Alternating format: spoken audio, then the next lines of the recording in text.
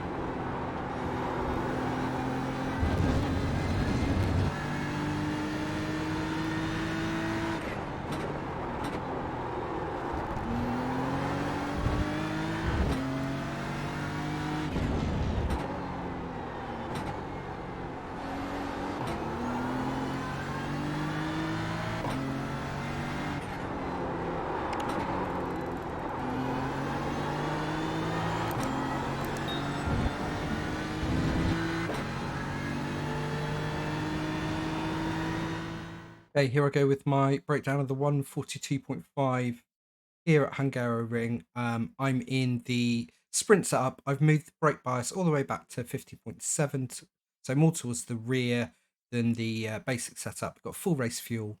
We're in normal racing conditions, and we're coming down to turn 1. And as we approach the 100 board and the line, there is a bit of dirt there, so a bit like a car length or so before the 100 board. We want to start our braking, full threshold braking, heavy as we can. We're going to keep the car out and to the left until we've done the vast majority of our braking, and then we want to create this really wide turning circle around turn 1. We want to get nice and tight on the inside and build up the throttle relatively gently on exit. It's very easy to get an off track there, and actually in the default setup it's quite easy to spin the car.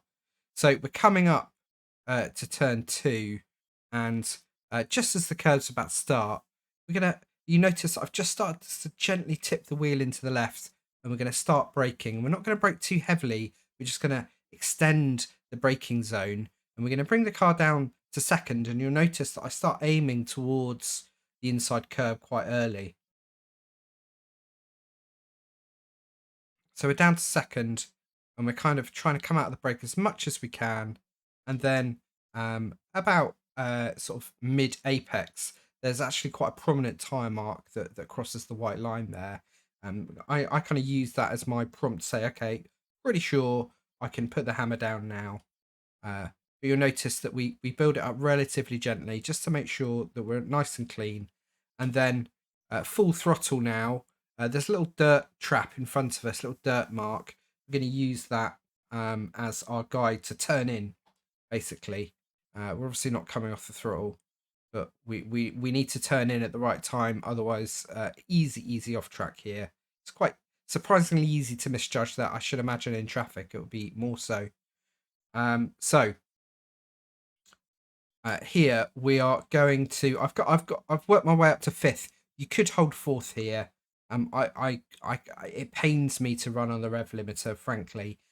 So we're in 5th, and as we're about to hit this curb, we are going to brake, come down to 4th, and then essentially kind of toss it into the left here.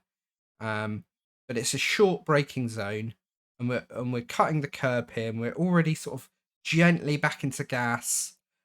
We've got a lot of extra track to play with here, but you have got to watch the green and white curbing. If you catch it at the wrong angle, it will turn you round. It's a very steep jump, that. But basically, we need to get ourselves all the way back as far left as we can. And then at the end of this kind of blue wall on the left-hand side, that's our cue to brake and turn in. Obviously, we can't brake too hard since we're turning in at the same time. So we have to be very careful about our brake. You can keep it in 3rd here. I just found that little switch down to 2nd help with the turning angle towards the end of the corner. And we're already back up into 3rd. And again, we're using the curb as our braking marker for this chicane. So we're going to get ourselves down to 2nd. We're going to cut off a reasonable amount of curb here. And you can ride the end of that no-cut brick.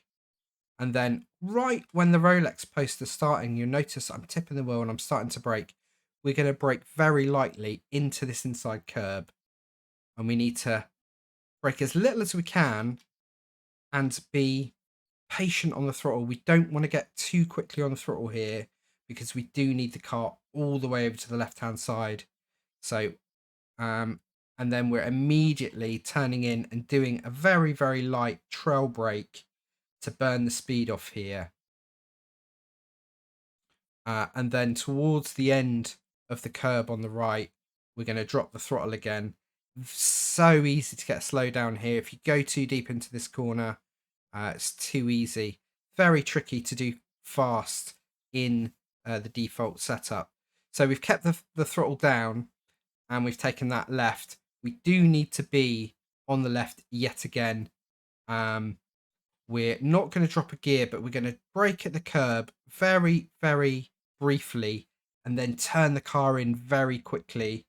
We need to be tight to this inside curb. We're now up to full throttle. It's so hard to carry the speed around that section. Hardest section on the track by far. We've got a slightly more straightforward 2nd gear, pretty much right angle, right hand turn here. So we're down to 2nd. We're going to cut the curb and we want to be out of the brakes and back into the throttle. We've got lots of extra curb to play with there, no problems.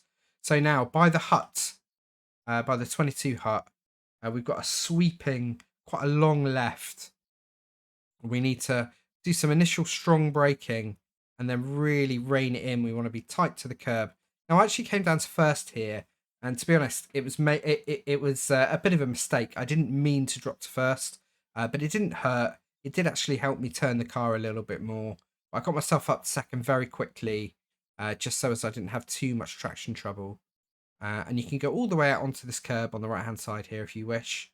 And then by the 24 hut, I'm going to turn the car in and we're going to essentially do more of that kind of trail braking. Now, I carried a bit too much speed here, so I lost some traction.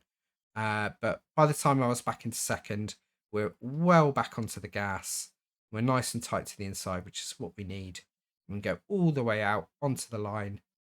And that concludes my 142.5 here at Hungaroring. There's definitely a lot more time on the table. The setup would need a lot of work to really extract a lot of that time. But I hope you enjoyed the guide. Don't forget, I will be drawing our next winner at the end of this week for the Asetek SimSports sim racing boots. So stay tuned for that. Best of luck out here on the track. Don't forget to like the video if it helped. Comment down below, let us know how you're getting on with your races. And hopefully I'll see you out there on the track at some point. Cheers, folks. As mentioned at the start of the video, every month we're giving away a fantastic prize from Asetek SimSports. All you've got to do for a chance to win is be a subscriber and comment or chat live in any of my videos or streams between week 5 and week 8 of the iRacing schedule. I'll pick a random winner to become one of the first people in the world to own a pair of Asetek SimSports Invicta sim racing boots, shipping late August. Asetek SimSports sim racing boots allow you to stay unconquered on the racetrack and achieve peak performance. And who doesn't want peak performance?